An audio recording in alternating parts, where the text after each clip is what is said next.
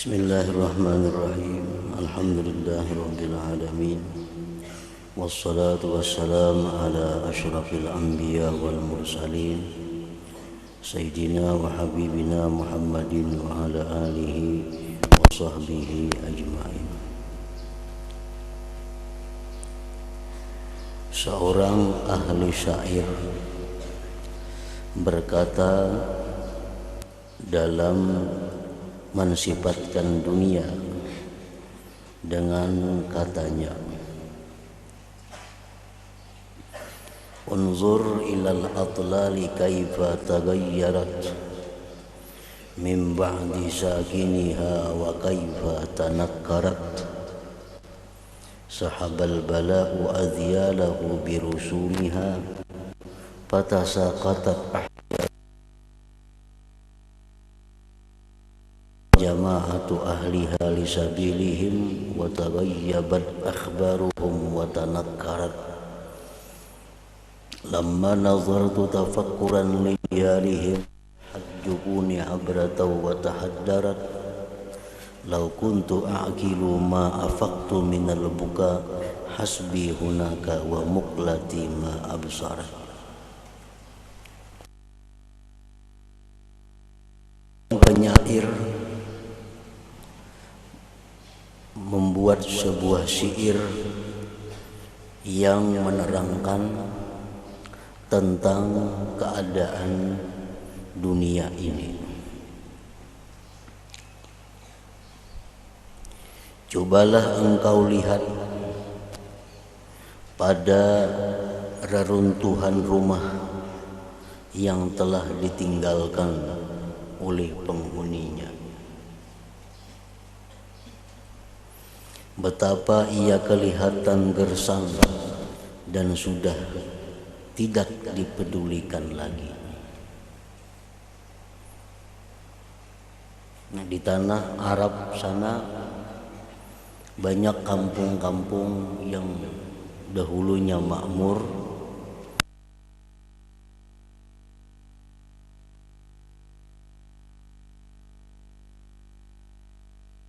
dibinasakan oleh Allah. Ada kaum Ad, ada kaum Samud. Nah, itu rumah-rumah mereka sampai sekarang masih ada di negara-negara seperti negara Yordania. Nah, di situ kalau dilihat banyak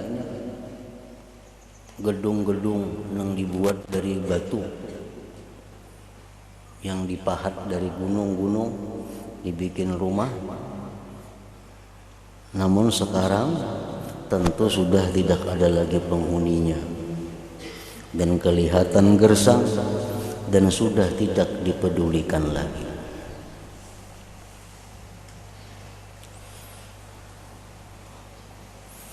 Artinya bahwa sesuatu yang ada di alam dunia ini, baik itu manusia, baik itu kampung, baik itu negeri, nah, pasti akan sampai kepada suatu masa kebinasaannya, sampai kepada satu masa kehancurannya. Sahabal bala adyalahu birusumiha fatasaqatat ahjaruha wa takassarat. Semua sudah binasa dan hanya tinggal puing-puing bekasan saja lagi. Batu bataknya jatuh berselirak, berserakan artinya, dan berhamburan.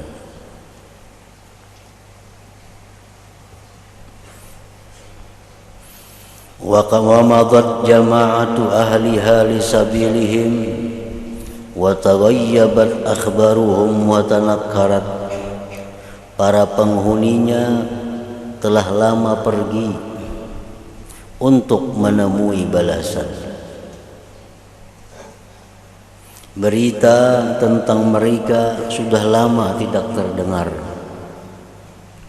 Bahkan orang sudah tidak pedulikan lagi dengan cerita mereka itu. ini rumah arwah si fulan, ini dahulu rumah arwah si fulan, ini dahulu adalah ampunnya arwah si fulan. Nah, orangnya sudah tidak ada lagi menemui balasannya di akhirat, di alam barzakh. Lamma nazartu tafakkuran lidiyarihim sahhat jubuni abratan wa tahaddarat. Bila kulihat dan kupikirkan keadaan ini, mesti air mataku mengalir membasahi pipiku.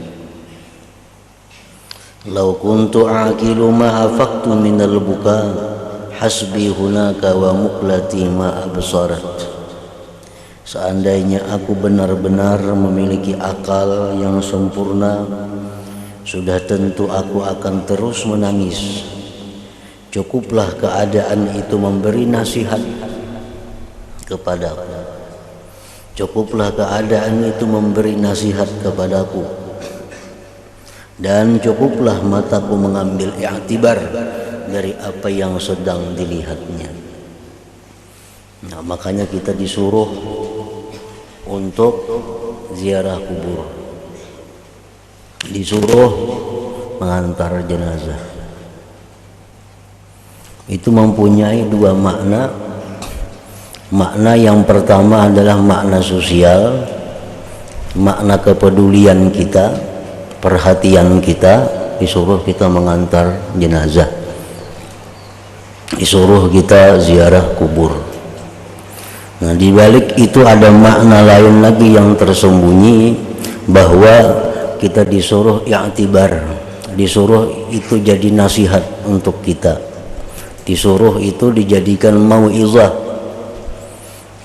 Sebenarnya nasihat yang paling ampuh, nasihat yang paling tajam bagi orang-orang yang berakal itu adalah nasihat di mana kita melihat orang yang berada dalam sakaratul maut sampai dia mati, sampai dimandikan, disembahyangkan, diantar ke kubur.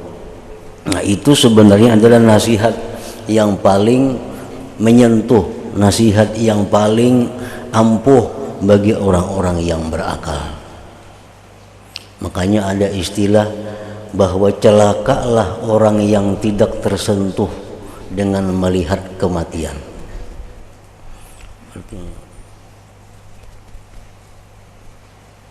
Makanya sangat dicela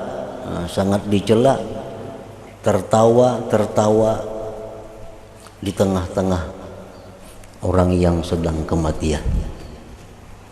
Ini ada kematian di rumah itu, untuk tawaan. Itu sangat dicela di dalam agama.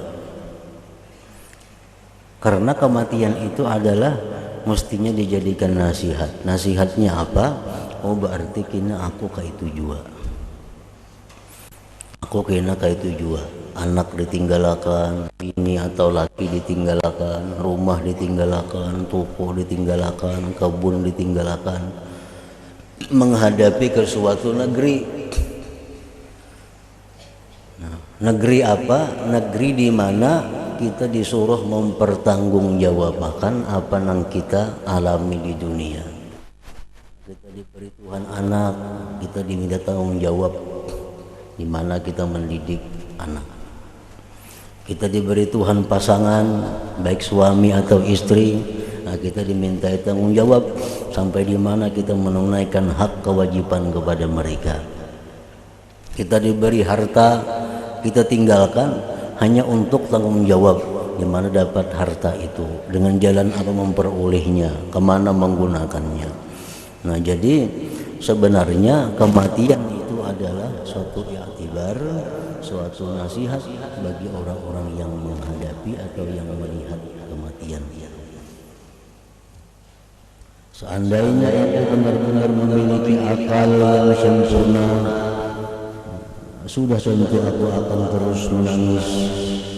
Cukuplah keadaan itu memberi nasihat kepadaku, dan cukuplah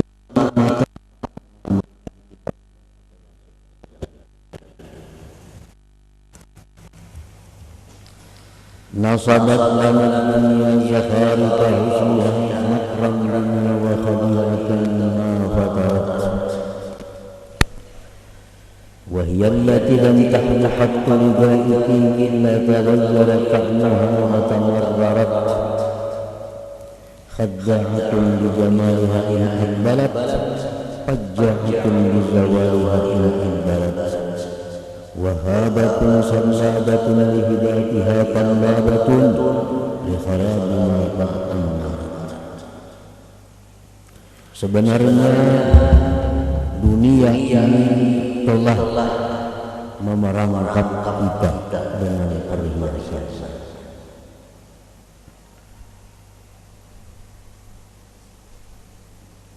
menjaga, mengikat. Ia memiliki kecakapan, kepandaian yang luar biasa dalam menipu dan memutarbalikkan kenyataan.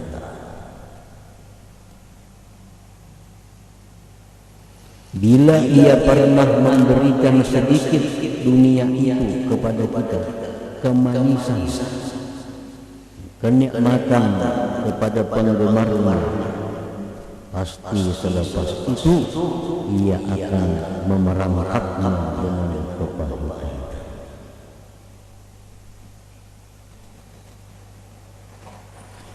Khadda'atun bi jamaliha in aqbalat fajja'atun bi zawaliha in idbarat.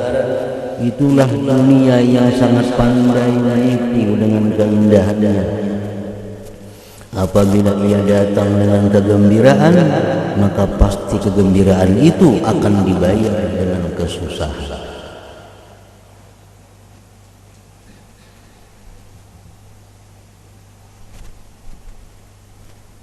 Dunia yang datang kepada kita itu sebenarnya adalah memerangkap kita, memperdaya kita. Dan keindahan dunia itu apabila datang kepada kita mesti ada dibayar dengan pembayaran yang mahal berupa kesusahan.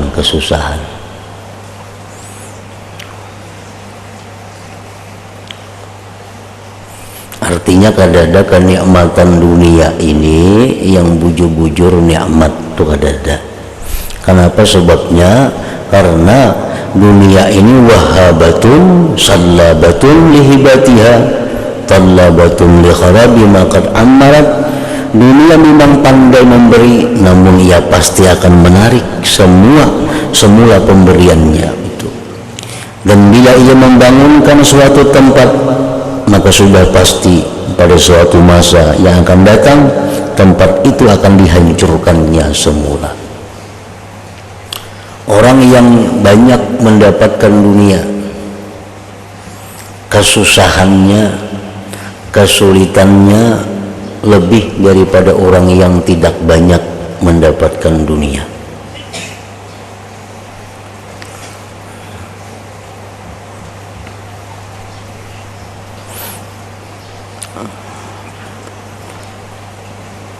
Orang misalnya di suatu kampung,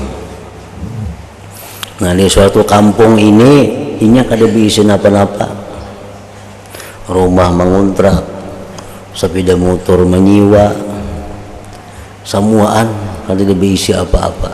Ada bisa sedikit, bisa benda, bisa harta sedikit. Nah, diam di kampung situ, bisa rumah kada ada, bisa harta benda kebun kada ada, bisa toko kada ada, semuaan serba kada ada. Lalu ujar orang, ikam hari ini mau kada mau harus pindah ke suatu tempat, dan kepindahan ikam itu mesti dengan tangan 10, kada boleh membawa apa-apa.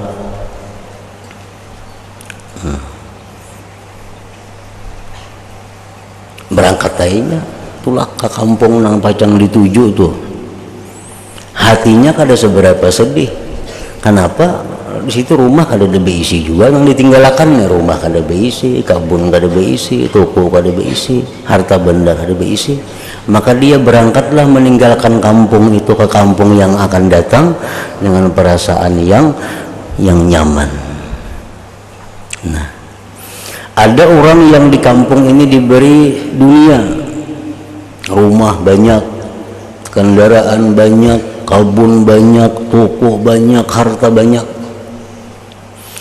Lalu sampai satu saat orang ikam harus pindah dari kampung ini, tinggalkan semua harta kamu dan kamu berangkat tangan 10 ke negeri sana. Nah, kita banding mana sedihnya antara dua orang ini. Yang pertama tadi lawan yang kedua ini mana sakit hatinya. Nah, tentu susah yang kedua ini. Tentu yang kedua ini susah karena meninggalkan rumah banyak, kendaraan banyak, toko banyak, duit banyak, harta banyak. Sedangkan tempat yang dituju tempat mulai nol, tempat kita kada tahu apa di sana. Tentu ini sakit hati. Nah, beti lambung kada hendaknya.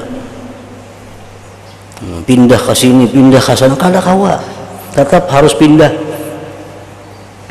Maka itu orang-orang yang berduit banyak tuh, orang-orang yang mencintai dunia nih, yang mencintai dunia, yang banyak berisi harta. Ujar orang kamu harus pindah ke sana kayaknya, ini kada hakun. Nah, berubat ke sana, berubat ke sini, supaya jangan mati nih. Nah, berubat ke Jakarta, berubat ke luar negeri, ke mana-mana nya berubat supaya kada hendak mati itu bang. Cuma kada kawa harus pindah. Nah, tentu orang ini meninggalkan tempat ini penuh dengan kesedihan, penuh dengan duka cita. Nah, jadi dunia ini wahabatun salabah, memberi tapi pasti mengambil pemberiannya. Dunia ini wahabah, memberi tapi mengambil. Yang paling bagus itu inya memberi terima, tapi sebelum mengambil unjukakan. Nah, itu paling nyaman sudah. Begitu dunia ini datangan, kada boleh tulak-tulak, datangan ini terima aja. Cuma sebelum menyama ambil, sarahkan berdahulu. Nah, punikan na ambil aku na bulik. Nah, itu paling nyaman sudah. Itu paling nyaman meninggalkan tempat ini. Yang susah itu rahatan masih hendak menikmati. Rahatan masih hendak kendaraan ini diambil orang bakal kajutan, nah sakit bana hati itu.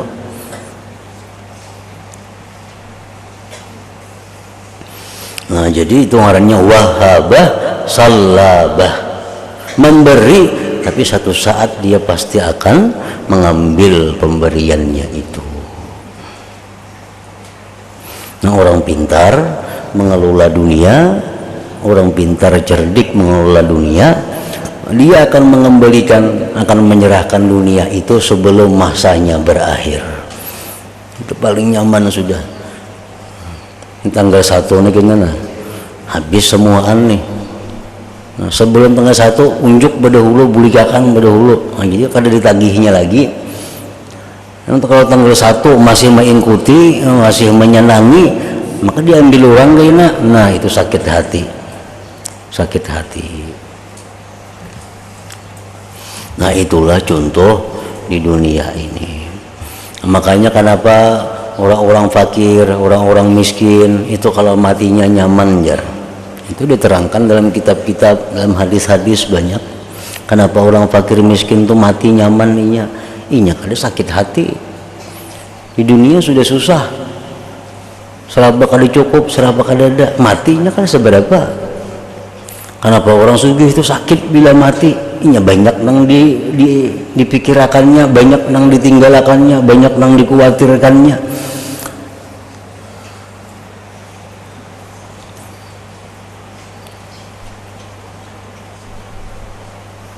Nganjakannya orang yang kaya-kaya itu sebelum inya mati, nah, sudah tua, nah, sudah mundur daripada mengurusi dunia. Nah, aku sudah umur 60 nah. Sudah tua pada 60 ini sudah. Kalau perlu di bawah 60 ini sudah parak, sudah diambil orang dunia nih. Nah, sudah mundur dari dari permainan dunia. Tinggal lagi menyempurnakan ada one ampun si ano nyumbulikakan. Artinya harta ini sudah diwakapakan aja. Nah, harta ini sudah diberiakan aja. Oh, harta ini sudah diberiakan aja. Sehingga inya punya harta lagi hanya cukup bertahan sampai habis umurnya. Nah, orang ini nyaman matinya. Kenapa? Karena sudah membulikakan dahulu pinjaman sebelum ditarik orang bakakarasan. Lagi anu mah ya berhimat cari dunia. Habis-habisan mau tapi sudah 50, sudah umur lebih 50 itu sadang, sudah bersih simpul ini beriakan, ini sagan itu, seorang kada ada lagi, kada mau urusi lagi itu. Cukup untuk makan, cukup untuk pakai, cukup untuk beribadah, cukup untuk menuntut ilmu. Nah, mati itu nyaman matinya.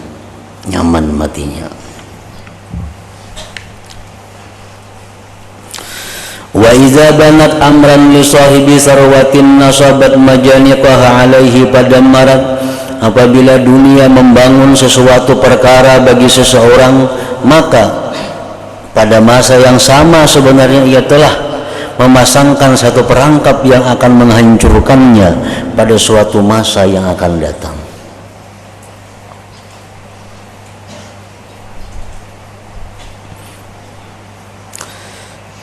Dunia pernah dicontohkan dengan seorang perempuan yang tuha perempuannya, tapi luar biasa aksinya. Ajuz perempuan tuha, tapi baamas sampai kasiko, be-make up, begincu, berjalak mata. Ini ditakuni oleh seseorang, wahai dunia, itam berapa ekong bisi laki, banyak lakiku di dunia, kada kaituan lagi lakiku. Lalu jangan bertakun, jadi sekian ikam banyak berisi laki itu, inya kah menceraikan ikam kah menceraikan laki? Ujar dunia 99% aku yang menceraikannya. Hanya sedikit saja mereka yang bisa menceraikan aku. Nah, itu artinya ya tadi sedikit sekali manusia itu yang mau mundur daripada kehidupan dunia. Kita ada melihat orang lah, nah umur 60 sudah masih sibuk dengan urusan dunia, banyak Allah. Pada umur sudah 60 itu bau tanah sudah awak. Kada baik lagi. Kayak Pak Sugihnya bila umur 60 70 kada bungas lagi. Tapi tetapnya sibuk mencari dunia. Ada peluang-peluang dunia diambilnya. Pada ini sudah masa yang mendekati akhir hidup. Nah, ini matinya sakit luar biasa karena ditariknya bakakarasan dunia itu. Jarang ada orang yang mau melepaskan dunia. Oh, aku ini sudah 60, aku istirahat ya sudah, aku nuntut ilmu, makan menghabiskan yang ada aja lagi sudah. Jarang ada orang yang kayak itu. Nah, ini yang jarangnya maksudnya yang menceraikan dunia, yang menalak dunia itu jarang. Jadi jersi dunia yang perempuan tua tadi 99% aku yang menceraikan lakiku itu, hanya sedikit sekali yang ingin menceraikan aku.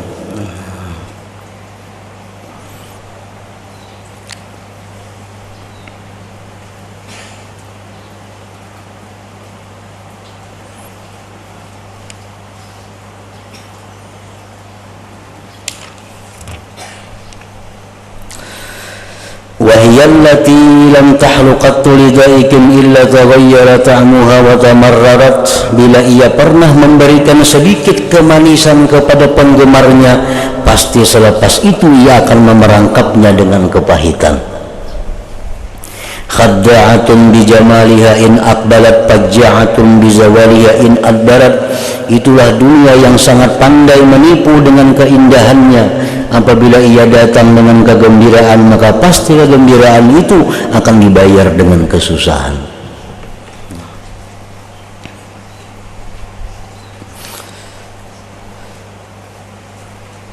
wahabatun sallabatun lihibatiha tallabatun li kharabin maka amarat. Dunia memang pandai memberi, namun ia pasti akan menarik semula pemberian itu, dan bila ia membangunkan sesuatu tempat maka sudah pasti pada suatu masa yang akan datang tempat itu akan dihancurkannya semula. Wa idza banat amran li sahibi sarwatin nasabat majanikaha alaihi fadammarat. Apabila dunia membangunkan suatu perkara bagi seseorang, maka pada masa yang sama sebenarnya ia telah memasangkan satu perangkap yang akan menghancurkannya pada suatu masa yang akan datang. Dan berkata pula seorang penyair syair, wa may yahmadid dunya li 'aishin yasurruhu fasawfa la'amri an qalilin yalumuha. Siapa yang memuji dunia karena ia telah mendapat sedikit kegembiraan, maka pasti ia akan mencelaknya pada suatu masa yang akan datang karena satu kesedihan. Iza adbarat kanat 'alal mar'i hasratan wa iza aqbalat kanat katsiran humumuha. Ketika dunia itu berpaling meninggalkan, maka ketika itulah ia akan bersedih dan menyesal. Dan apabila dunia itu datang, maka ia akan membawa keadaan sengsara dan duka cita. Nah, jadi apabila engkau telah mengetahui apa yang telah aku sebutkan tadi, maka sudah menjadi satu kepastian atas setiap insan ini agar ia menjalani jalan orang yang sempurna akalnya dan memandang dunia ini dengan pandangan yang penuh berhati-hati. Ambillah dunia selama dunia itu kadang mengganggu. Kadang mengganggu apa? Pertama, kadang mengganggu ibadah kita. Yang kedua, kadang mengganggu menuntut ilmu kita. Yang ketiga, kadang mengganggu silaturahmi kita. Yang ketiga, kadang mengganggu hubungan antar muslimin di antara kita. Nah, itu Tuhan kadang melarang kita mengambil dunia. Bahkan ada ayat sedikit yang maksudnya agar kita jangan melupakan dunia. Wala tansa nasibak minad dunia. Dunia kita ambil karena itu memang pemberian Allah, tapi catatan-catatannya banyak. Silahkan sekaya-kayanya, sesugih-sugihnya, karena sugih kadang-kadang ditolak. Kalau orang ditakdirkan Tuhan sugih, kayak apa halnya mesti sugih. Kalau menolak sugih kadang-kadang ditolak. Cuma catatannya dijaga. Silahkan punya harta banyak, cuma satu, nah ibadah lawan Tuhan jangan diganggu oleh harta itu. Yang kedua, menuntut ilmu jangan diganggu oleh harta itu. Yang ketiga, silaturahmi jangan diganggu. Ini banyak orang bakalahi badang sanak karena harta, nanti ganggu ngarannya. Gara-gara berebut warisan kada betaguran lagi kamanakan dua marina. Gara-gara berebut warisan kada betaguran lagi badang sanak. Nah ini yang salah. Padahal Tuhan kada melarang harta itu, cuma caranya itu jangan sampai gara-gara bakungsi pecah akhirnya lawan kawan kada bertaguran lagi. Nah itu nang kada boleh. Dunia itu dikorbankan untuk itu. Korbankan dunia untuk beribadah, untuk menuntut ilmu, untuk silaturahmi, untuk membaguskan keadaan kaum muslimin. Jangan itu yang dikorbankan untuk dunia. Nah itu yang akan disesali kaina. Banyak orang dahulunya bakungsi berdagang rapat rukun, nah gara-gara selisih hitungan jadi kada bertaguran lagi, jadi kada berawaan lagi. Nah ini yang celaka. Banyak nang kawan dulunya bagus akrab, karena urusan dunia jadi itu masalah.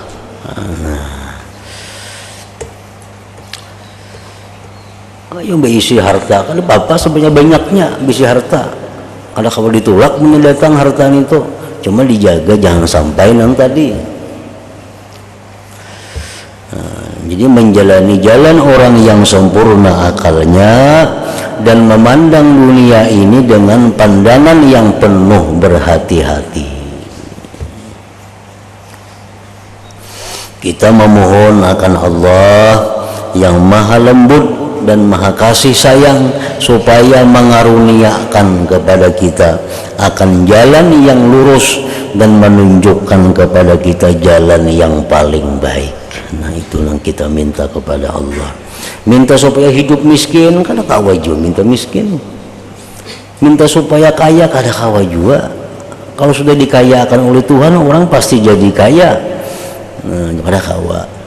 Cuma tadi dijaga, sugih jangan sampai mengorbankan ibadah, mengorbankan menuntut ilmu, mengorbankan keluarga, mengorbankan hubungan antar muslimin dan muslimah. Itu yang dijaga, jangan sampai gara-gara harta itu jadi berantakan. Gara-gara urusan harta sembahyang kada kakaruan, sembahyang zuhur tak asar, asar tak maghrib, nah isya tak jam berapa. Nah itu nang kada boleh. Gara-gara urusan harta kada lagi menuntut ilmu karena kesibukan. Nah ini nang masuk perangkap dunia itu, masuk perangkap dunia itu. Maka sekarang ini ujar pengarang nih, saya mulai menghimpunkan sebuah kitab yang akan menerangkan jalan yang lurus seperti yang telah kita sebutkan tadi, yaitulah jalan yang dapat membawa kita kepada akhlak yang mulia. Maka insya Allah dalam kitab ini akan saya sebutkan beberapa huraian rahasia yang indah-indah dan hakikat-hakikat ilmu. Perkara-perkara ini akan saya sebutkan dalam bahasa yang mudah dipaham supaya jangan membosankan orang yang menelaahnya dan supaya lebih berkesan di dalam hati. Dan aku tidak menyusun dalam bentuk bab-bab yang tersusun rapi, tetapi aku menyebutkan dalam cara yang bersahaja, bukan dihiaskan dengan bahasa yang berlebihan. Mungkin kalau disusun dalam bab-bab tertentu, ia akan membosankan pembaca.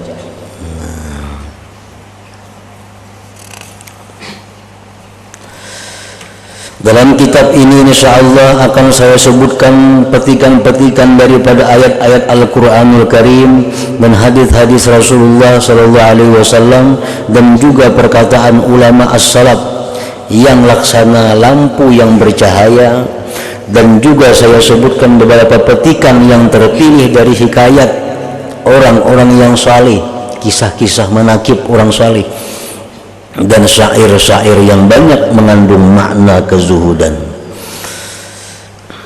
Ketika menyebutkan hadis pula akan saya sebutkan martabat hadis-hadis tersebut, sama ada ya sahih atau hasan, dan begitu pula hal-hal perawinya, orang yang meriwayatkan hadis tersebut.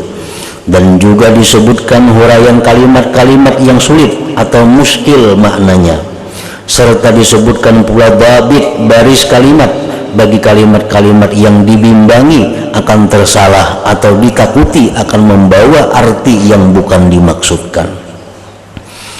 Kemudian saya menyebutkan juga sanad, yaitu rantai perawi hadis, karena dengan itu akan lebih berkesan di dalam hati orang yang menelaahnya. Dan terkadang saya tidak menyebutkan sanad tersebut sebab takut terlalu panjang sehingga membosankan. Karena kitab ini sebenarnya ditulis untuk mereka yang banyak memenuhkan masanya dengan amal ibadah, di mana mereka tidaklah perlu untuk mendalami hal ihwal sanad tersebut. Bahkan mereka merasa berat dengan sebutan sanad tersebut karena ia dapat memayahkan dan membosankan. Dan kebanyakan sanad-sanad yang saya sebutkan itu alhamdulillah adalah daripada sanad-sanad yang masyhur, yang telah dikenali dalam kitab-kitab yang mu'tabar, yang banyak dibaca dan dimutalaah oleh orang ramai. Dan apabila ada di dalam hadis atau cerita-cerita yang saya sebutkan itu lafaz yang susah atau nama seseorang, maka hal ini saya terangkan sejelas-jelasnya. Jadi apa-apa yang perlu disyarahkan maka saya syarahkan dengan sempurna, dan apa-apa yang ada kemungkinan orang tersalah paham maka saya huraikan akan maknanya. Di dalam kitab ini sekaligus disebutkan bermacam-macam ilmu syariat, yaitulah masalah berkenaan dengan ilmu hadis, ilmu fikih dan ilmu akhlak. Dan juga disebutkan beberapa masalah fiqhiyah yang menjadi kesamaran bagi orang ramai. Begitu pula disebutkan masalah-masalah ilmu tauhid dan beberapa kaidah yang indah-indah dan masalah yang ganjil-ganjil yang sangat banyak, yang sangat baik disebutkan dan baik pula didadahkan di dalam majlis orang ramai. Serta disebutkan pula ilmu yang berkenaan dengan hal ihwal hati, penyakit hati dan obatnya. Dan terkadang ada masalah-masalah yang hanya saya sebutkan ringkasannya saja, atau saya tunjukkan tempat huraian yang lebih lanjut yang ada dalam kitab yang telah dikarang oleh para ulama. Dan terkadang saya tunjukkan supaya marju, supaya dirujuk pada sebuah kitab yang telah saya karang, bukan dengan tujuan memperagakan diri atau bangga dengan banyaknya kitab yang telah dikarang, tetapi semata-mata untuk memberi tunjuk ajar kepada kebaikan dan membukakan jalan kepadanya, karena memudahkan bagi orang yang berminat mendalaminya. Sengaja hal ini saya sebutkan karena saya melihat ada sebagian orang yang menganggap aib perbuatan seperti ini, yang mana anggapan itu timbul daripada kejahilan, buruk sangka, hasad, taksir, dan keras kepala. Maka saya merasakan perlu untuk menerangkan hal ini kepada para pembaca sekalian, supaya suci batin mereka daripada prasangka yang jahat dan sifat suka mencela kepada orang lain.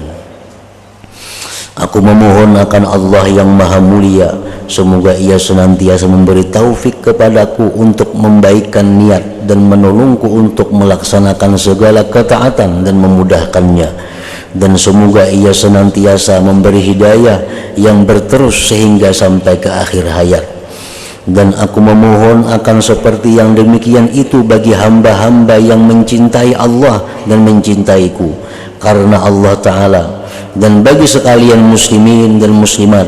Dan aku juga memohon semoga Allah Ta'ala menghimpunkan antara kami dan mereka sekalian di dalam surga di tempat yang tinggi. Dan semoga kita semua mendapat ridha Allah Ta'ala dan mendapat segala macam kebaikan.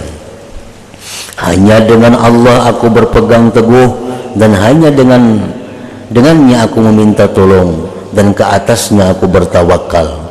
Dan tiada ada daya dan upaya kecuali hanya dengan pertolongan Allah yang maha tinggi lagi yang maha agung. Allah saja yang dapat menunjuki kita. Allah itulah sebaik tempat kita berserah diri.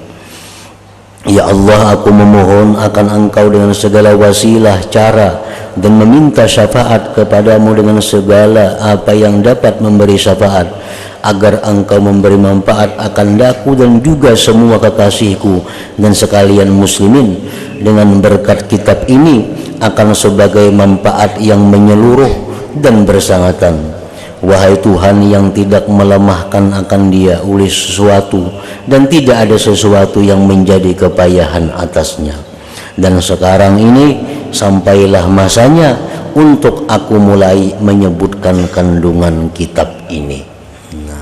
Bab pertama pada menyatakan ikhlas dan menghadirkan niat pada sekalian amalan yang zahir dan batin.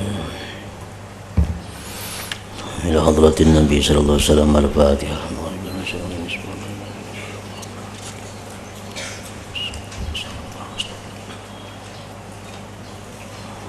Bismillahirrahmanirrahim. Alhamdulillah rabbil alamin. Wa salli wa sallim ala sayyidina Muhammad wa alihi wa sahbihi ajma'in.